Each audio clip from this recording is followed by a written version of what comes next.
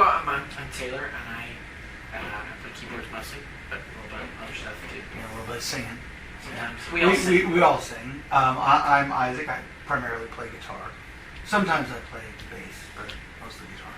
I'm Zach, and I play whatever I feel like it, but that's usually mostly called Xbox. drums.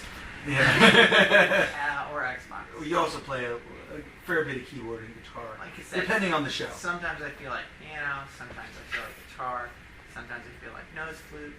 It really could be a variety of things. It just depends on the mood. Yeah. And the song. It's sort of like what I'm drinking. Could be water, could be iced tea, could be soda. I think we've established that there's diversity in your diet. Yes. Things that you do. Musical diet and Life diet. life diet. Yeah. Very good. So, you guys have been around since I was like 4 years old. Yes, I've been like on the scene. So, what has this whole long journey been like? Well, I mean, it's been thankfully filled with music. I mean, the thing when we started off, like a lot of people that end up doing music for their whole lives, I mean, we just were fans of music. We heard bands we liked, songs that we liked, and then realized that we could do it, and realized that without being, cocky about it, we just knew that we were as good as anybody else was, and Or certainly believe we could be. we just, you go, wow, I can do that, or I can do that, and so you just go out there and do it, and then, of course, if you're lucky enough to actually have success, I mean, a lot of people work hard. A lot of people do that for years and don't have success, don't reach an audience, or get a break with a hit song, and so mostly we've just been really grateful, and we've gotten to see the world many times over, and it's been sometimes a lot of work, but in general it's been the dream of our life. It's what we want to do. Very cool. So, do you each have like a favorite city that you've gotten to visit anywhere in the world, or a favorite venue that you've played? Gosh, I mean, there's favorite moments. I mean, I can think of different moments. I mean, we've played in places like Rio de Janeiro, which is an incredible city. Just sort of the experience there. I mean, I always enjoy visiting places like Milan or Naples. Just Italy is kind of especially for I'm sort of a foodie, so any place good coffee and good food. But I mean, we played incredible venues. Everywhere from the Hollywood Bowl and Red Rocks to Carnegie Hall, down to the 100 Club in London. I mean, sort of venues of all size that we've gotten to play and sort of be a part of a little bit of music history. We played one of the last shows that was ever at the Wetlands in New York. We were part of that. And so it's just it's cool to get to be part and check those things off your list. So this tour is kind of cool because you're letting fans pick the set list for the show almost. So what caused you to do that, and what's your favorite part of that whole aspect? Well, the original inspiration for it was we did an event we called 5 of 5 for the launch of our latest album, which is called Shout It Out. And so 5 of 5 was a 5-night stand in New York that culminated in the first performances of our new album. So each night we played the full album in its entirety, sort of as much like it would be listening to a CD, only a live version. And basically that idea, we enjoyed it so much, we just said, how could we turn this into a tour and sort of share this with the rest of our fan base? Because that was just such a small group of people, and that's where the idea for the Musical Ride Tour came about. So, and we've also done that in London. Well, we did it in London. The voting each night was a way to say we're not going to play 5 nights in every city, so we'll let fans choose what albums featured as part of the set as a way to not only decide what album, but also engage people in being a part of the set and sort of feeling that ownership in what we play each night. And I think it's been really cool so far.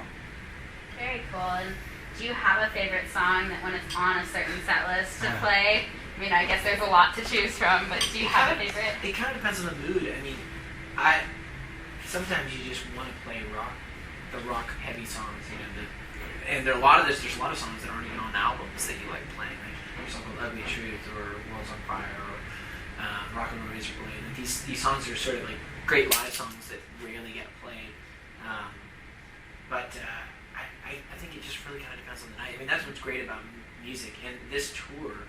That's great about it is that from night to night. I mean, there's no question you're going to be playing different songs. You know, there's no worry about, okay, well, we played that one a million times. Very cool. And I guess social networks have evolved more as you've been a band, but Yeah. do you A have... lot. You mean they showed up Yeah. after we'd already been a band? Yeah. Do you have favorite ones now that you get to use to get in touch with fans that have been fans forever? Well, I mean, I think the lion's share of people have pretty much made the decision for the rest of people, which is that ultimately Facebook it seems to be the dominant social network. Though that could tool, change. but it could change overnight. I mean, look at MySpace. Everybody was on MySpace, and then it started to be obsolete because it wasn't as diverse and as useful for people. Facebook obviously is winning, but I think that probably our biggest social network is the physical social network. You know, the actual, network of people's people's actual activity. Online. And I mean, we've always been. We've oriented our whole world towards our actual website, which is in some ways kind of old school because now people are sort of living everywhere and everything's going to them. But I think part of what's made the last 15 years of music work is that for a long time we've tried to sort of say like there is exclusive stuff that happens on the Hanson.net website. There is stuff that happens in this community. Well, we sort of think of ourselves as it's sort of Facebook is Best Buy. You can get a little bit of everything there. But if you really but like this, Hanson.net is really more like an Apple store.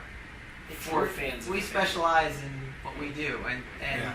you're going to get sort of different kind of experience there. And so that's the way we look at it. Obviously, we're on Facebook, we're on Twitter, we're on sort of all that stuff, but I think we like to just give people a more holistic kind of experience when it comes to if they want to delve into what it is that we do and experience our music and who we are as a band, then Go we sort of deeper. we try and bring them into the lion's den.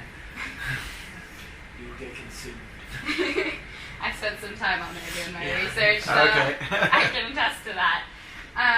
One of the cool things I saw you guys do, and I always ask about charity-related stuff, is the walk. Mhm. So, Yeah.